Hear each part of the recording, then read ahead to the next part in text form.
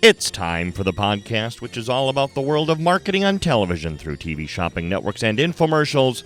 Are we on the air? I'm your host, Sean Wilsey, and for over 29 years I've hosted shows on cable shopping networks generating hundreds of millions of dollars in sales, and now I want to be your guide into this world, explaining how it works, why it works, what doesn't work, and introduce you to the people who are making it the success that it is today. And following our little Christmas break, we are going to continue with Steve Bryant discussing the world of infomercials. Now, if you haven't listened to part one yet, please go back and find that, because we're going to kind of pick up where we left off on the last show. Steve had just been discussing the pea in the cup vitamins, and so that's a reference that I will live forever on this show, I think. And so you really do want to go back and listen to that episode first before you continue listening here with Mr. Steve Bryant, host of some of the highest revenue generating infomercials of all time. So, Steve, we talked about pea in the cup vitamins. That can't by any means be the only infomercial, which is an infomercial, folks, I should point out, he turned down. That can't be the only one that you've ever turned down. There has to be others. I really respect the actor and like the actor very much, Lyle Waggoner. I think Lyle Waggoner looks like every man wants to look. Right. I think. I mean, this is a handsome man. He's a pretty good actor, I think. What do I know from actors? I like his work. I liked him in Wonder Woman. And Carol Burnett. That's what I remember him from. Yes, absolutely, both of them. I thought he was very versatile in Carol Burnett. Anyway, after Carol Burnett, I think it was right after Carol Burnett went off the air, he had kind of aged out at that point in time, which is stupid, but that's how Hollywood is. He's still a dynamite-looking guy, and still has the chops. But he's, well, I guess we don't need a 50-year-old man. Well, maybe you should rethink that. But anyway, he did an infomercial. Do you remember? I have the vaguest memory. I feel like we might have actually had him on back in the Value Vision days at one point. Was it something for your breath or something?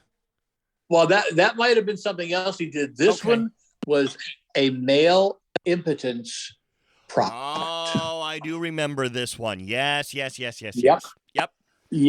And it's basically in the world of all natural male impotence cures. Gee, Steve, how do you know all this? Well, I'm 70 years old. Shut up. Anyway,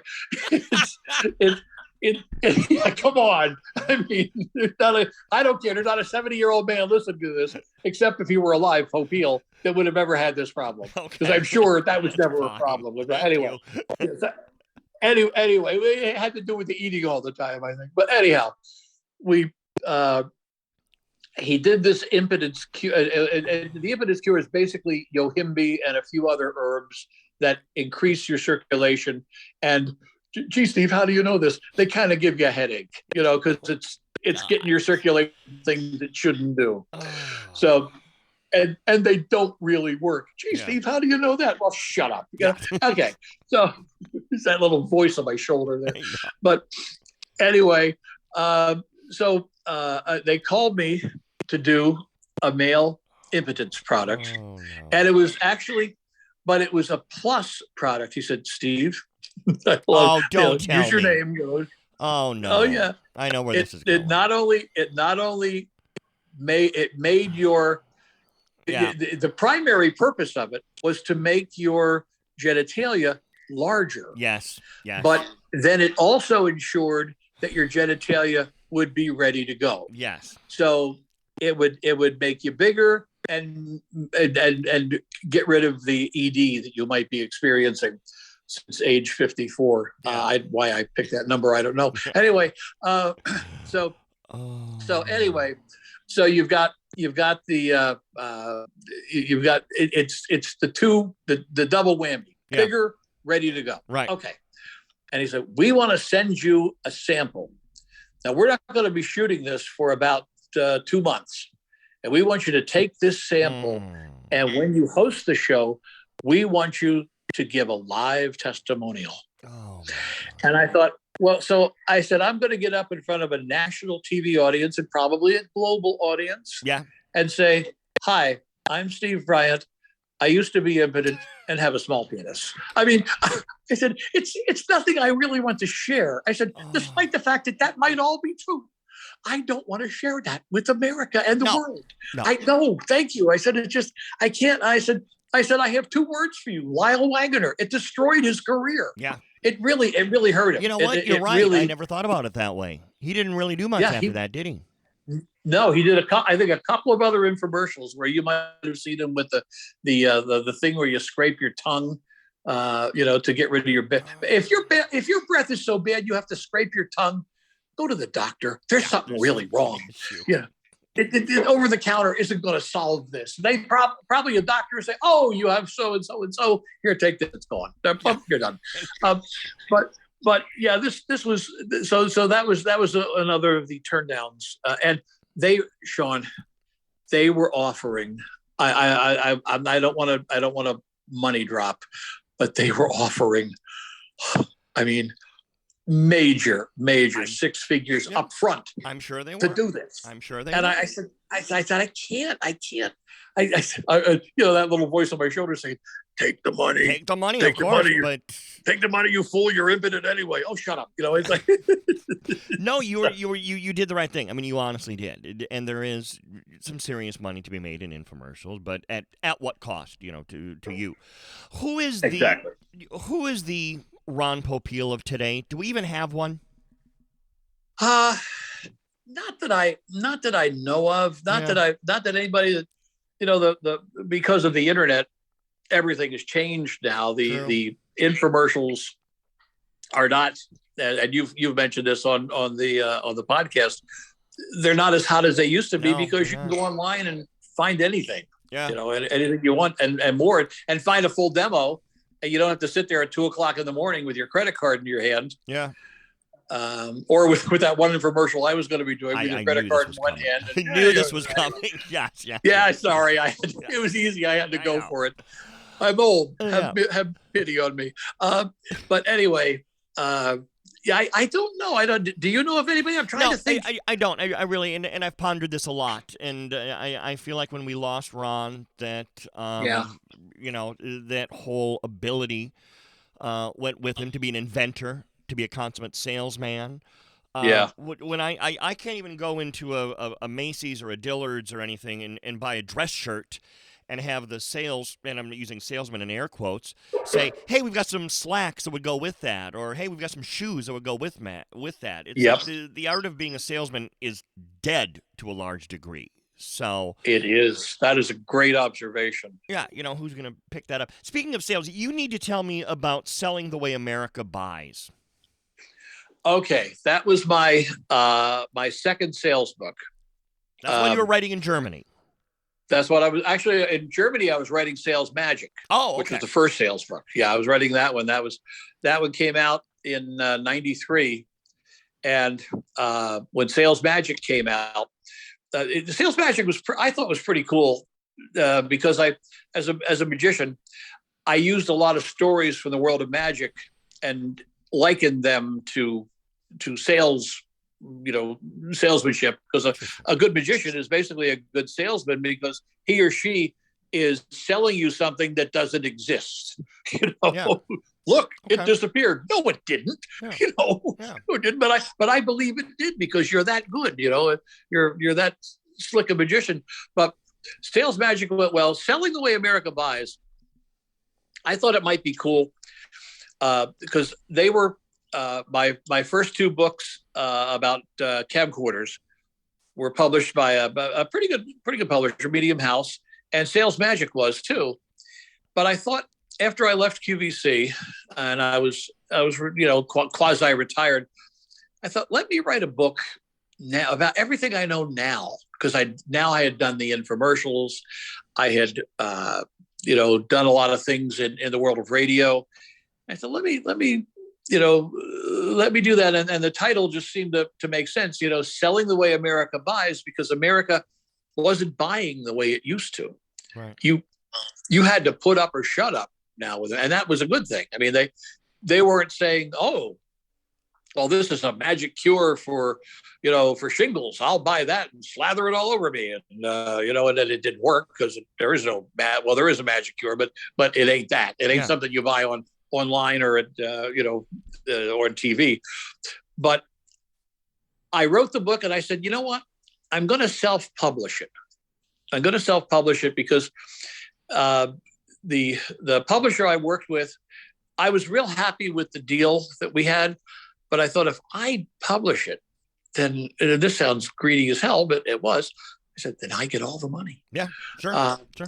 And I said, I will actually take this book and I will, do seminars and things, and where I will sell, I'll tell people how to sell. I'll teach them some of the ideas and techniques that I've learned over the decades, and I'll sell the book.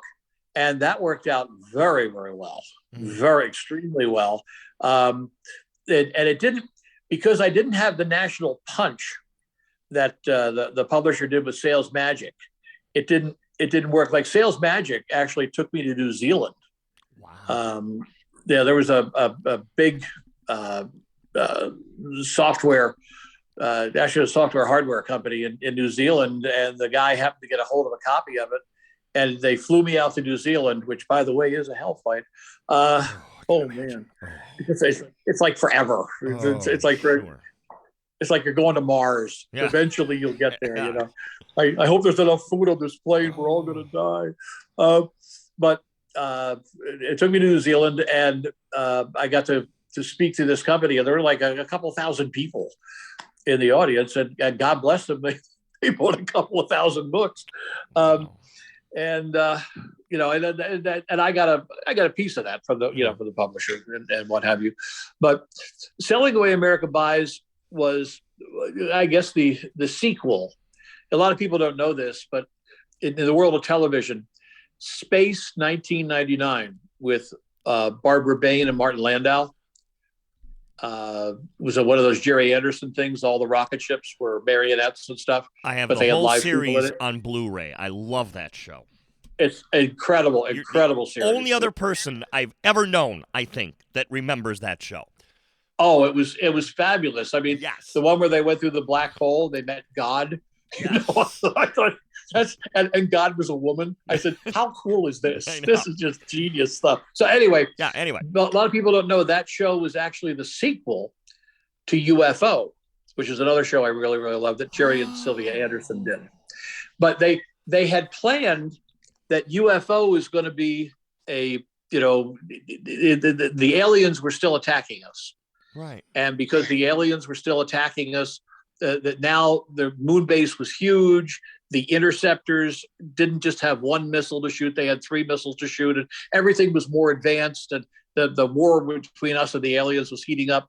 Well, the BBC kind of didn't like that for some reason, and they had the pre-production done, and they said, "Oh," and they came up with, "Well, how about if the moon spirals out of Earth's orbit and they're left on their own?" And that's what they did. So that was the people don't realize that was really the sequel to UFO.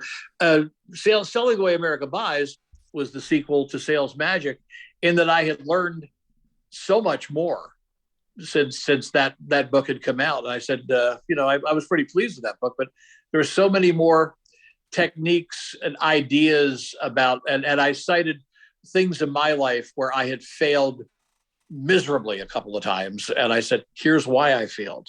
Yeah. And then how I had taken that failure and then going on to say, I'll do it again, but this time I'll do it right. And I one of the examples was selling selling a guitar on the air, and we had it was a Fender Stratocaster knockoff, and it was nice. It was a nice import piece. It was set up very well, and they had a very famous, I won't mention his name, they had a very famous guitarist on the air from a very famous group, and it was his product. And we went on the air, but sadly he came on the air after about a 3 martini lunch. Oh no. Oh yeah. He was lovely, but we started to play, and he made it a cutting contest. Look, I'm not. I think I'm a pretty good, competent guitarist. I wouldn't use the word great at all behind anything I do. And this guy is known as a great guitar player. Well, not after the lunch he had. God. So I started to play, and I just decided, how dare you come on my show drunk? I'm going to cut you to ribbons. And I did, and we didn't sell anything. and we get off the air, and I heard from his management. He said something like, "Heard you put me on the air with blankety blank Eric Clapton." And I thought I was flattered, but I ain't no Clapton. Well, actually, today I might be, but he's kind of losing it for a lot, and it's a shame. It's a shame. I have such look. I don't care what anybody's politics are. I've never cared. I've never, that's why we live in the world in which we live. In America, you could be liberal, conservative, Republican, Democrat. I don't care. But when you start to act like a jackass because of it, now I got a problem. Yeah. I got a problem. It's like that just do what you want, love what you want to love, be who you want to be, but shut up. Just shut up. Freedom of speech. I always say this: freedom of speech is not license of speech. Right. Just because you can say it doesn't necessarily mean you should say it. But anyway, words to live by. But that was so in Sales Magic. I cite that mistake that I should have just laid back and let him take the spotlight. And I luckily got a second chance. Yeah. And I think he realized when he was on, he was a little impaired, and he came on and he ripped it up, and we sold a crap load of the guitars. And it was a good little guitar. Yeah. It was a good little guitar, and then came with a nice little 10-watt amp and everything. But I, luckily I got a second chance, and I actually admitted to the buyers. I said, look, I was a jackass. I should have held back. So the example, now people say, well, I'm never going to sell a guitar. The example there is to, if you have somebody who is the purported expert, let him or her be the expert. You're just the amplifier. You just make it better. Yeah. You let them do what they, and if I had done that the first time, I don't think many people would have noticed that he was a little off his game. Actually, a lot off his game, but I don't think people would have noticed. And I think they sensed the animosity that the two of us had. Yeah. And what have you. When he came back, I apologized to him. I said, I really I shouldn't have gone as hard as I went. And I said, we're gonna make it right this time. And I said, you got the lead. I said, you're the expert. You're the guitar player.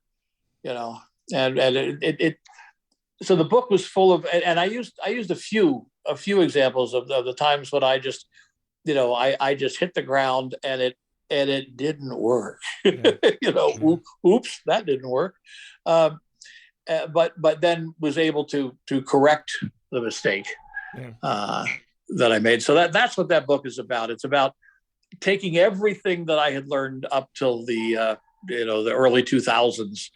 And I think the book came out in like 2010 or something, that everything I had learned and just put it into that book. And it did, with the seminars and things that I did very, very well. And it actually was on bookshelves for a while. And if you look, it's really funny. Because it's out, both books are out of print. Actually, all my books, the camcorder books, are out of print. Nobody has camcorders anymore. But yes, that is to be published, really? There is it was. Why is there no interest in my camcorder book? I can't imagine. Damn it!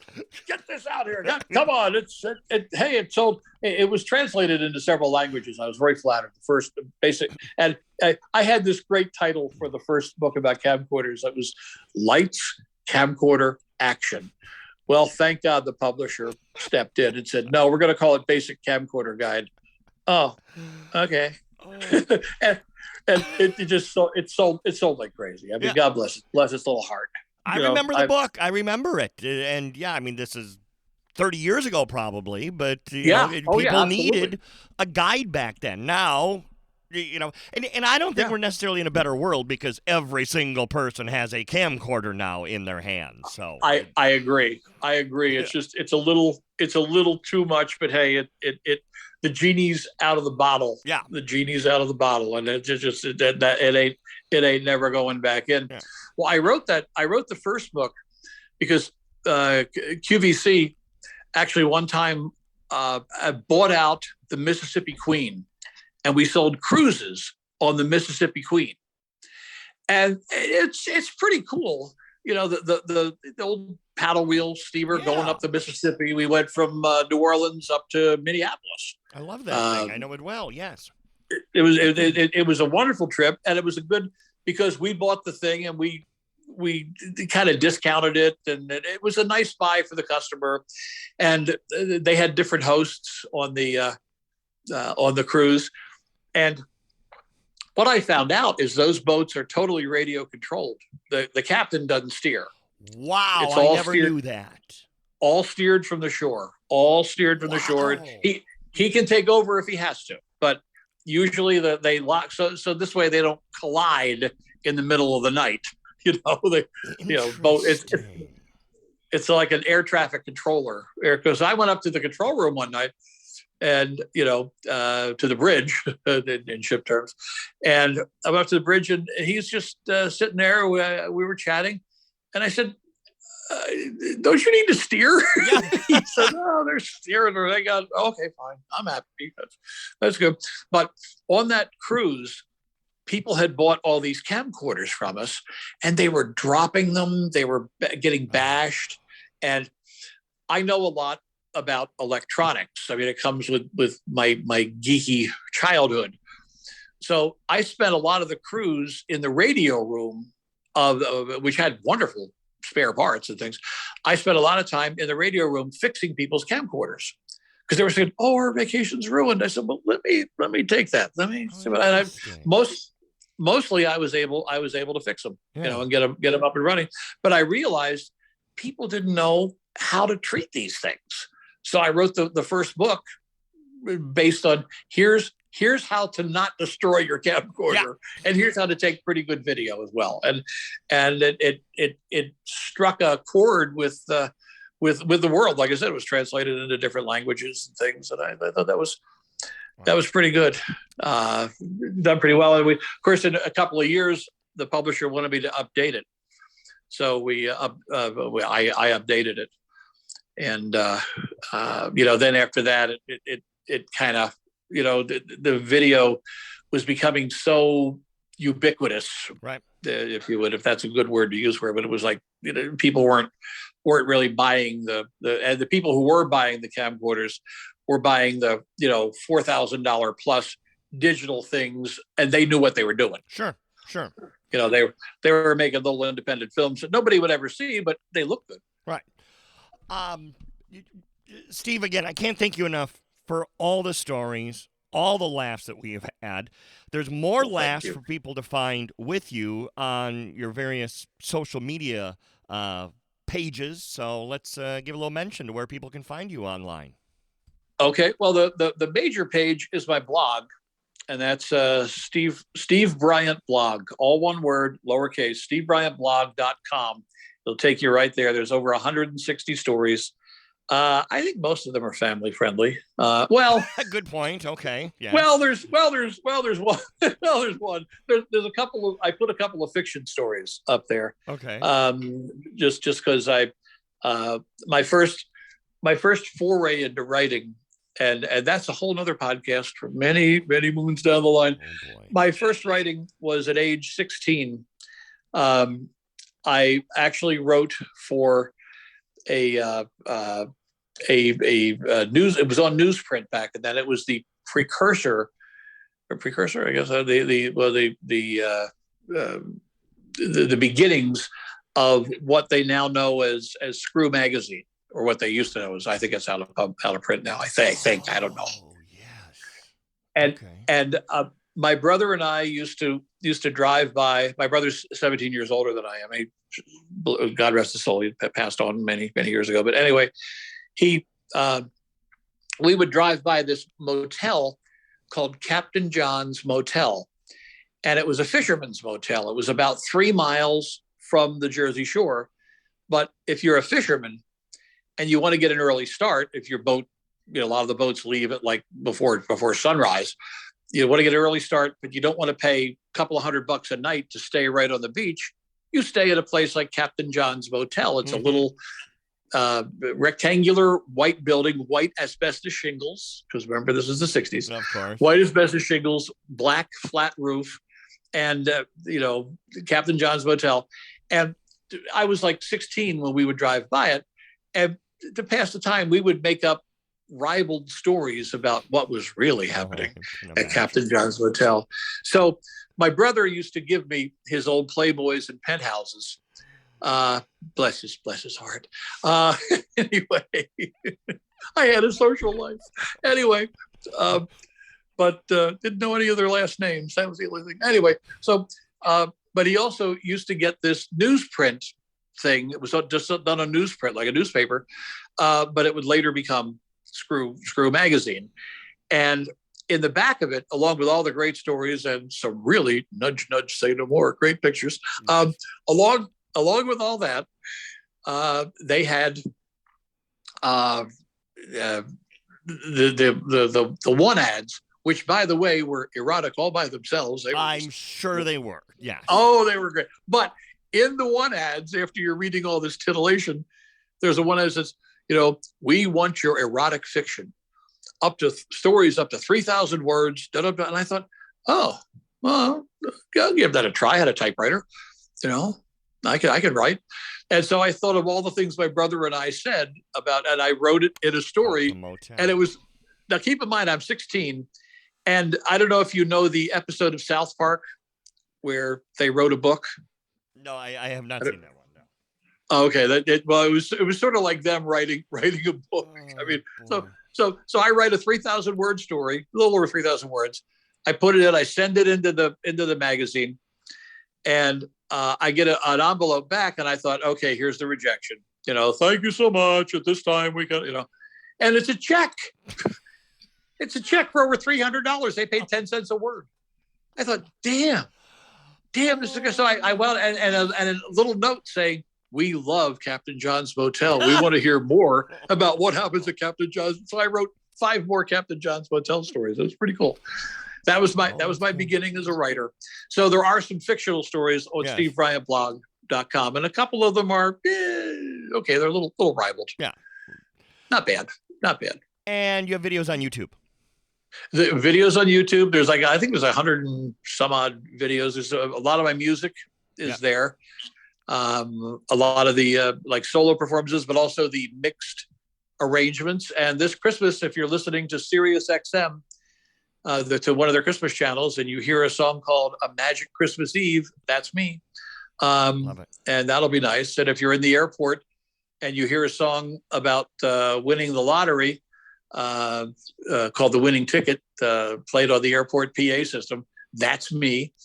And there might be some songs that pop up in TV shows, so I'm pretty excited. Pretty excited about that. That's fantastic. And thank you for your time. I mean, again, on the previous series and now on this episode today. So please, everyone, go check out Steve Bryant. Thank you so much, buddy. Sean, thank you, and thank your listeners so much. And that will put the top on our first series of shows of Are We on the Air? We're going to take a little bit of a break, and we will return in 2022. Just to give you a little sneak peek, some of the things that are going to be coming up. My 30th anniversary show, 30 years in the industry. My anniversary is January 15th, so we're going to celebrate that, and I'll share some stories, some behind-the-scenes things. In fact, some stories I've never told publicly we'll reveal.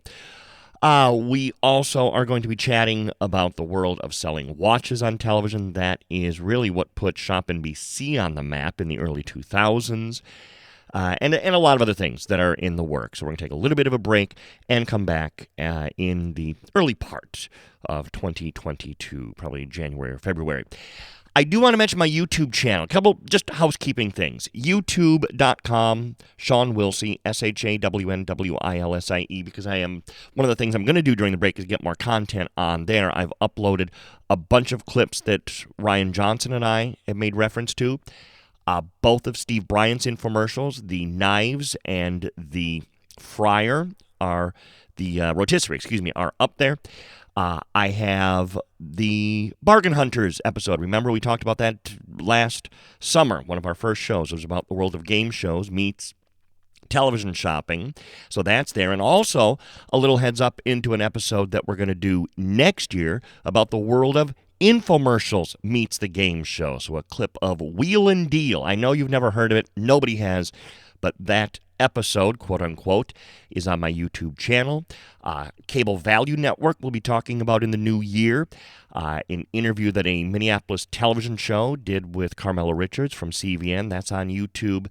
The Canadian Home Shopping Club video, which was hard to explain, so it is now on my YouTube channel, and a whole lot more. So please subscribe to my YouTube channel so you don't miss any of that. If you have not subscribed to the podcast, again, Spotify, Odyssey, iHeartRadio, Apple Podcasts, all the big players have the show there. Click subscribe. Remember, it's free. You don't have to pay anything, like anybody would pay for this. So that way you don't miss any future episodes. Quick thank you that I have to, first off, to Steve Bryant and Bob Circosta and everybody that's been a guest on the show. Marv Siegel, great friend of the show. Kathy Levin. Everybody that has helped to contribute to this. Ryan Johnson, obviously, can't forget him. Go figure, I'd mention him last. Thank you to all of you. A special thank you, though, to Turi Ryder, legendary talk radio host from Minneapolis, Chicago, L.A., San Francisco. She's doing a podcast now called She Said What that you really should check out. It is very, very, very funny. She was a great help to me in getting everything set up to get this up and running, and I really don't think I could have done it without Turi Ryder's help. So thank you so much, Turi, for all your help in getting this up and running. So with that, we'll cue the music for the last time. And I hope you will check me out on Twitter, Instagram, Facebook. Just search my name, Sean Wilsie. You'll find it all over the place. Like, comment, and share this podcast. Let your friends know about it, the world of TV, shopping, infomercials, and commercials. Are we on the air? See you in the new year. This has been a King Bobby production. Yes, I know, Travis. That's why we give such bargains.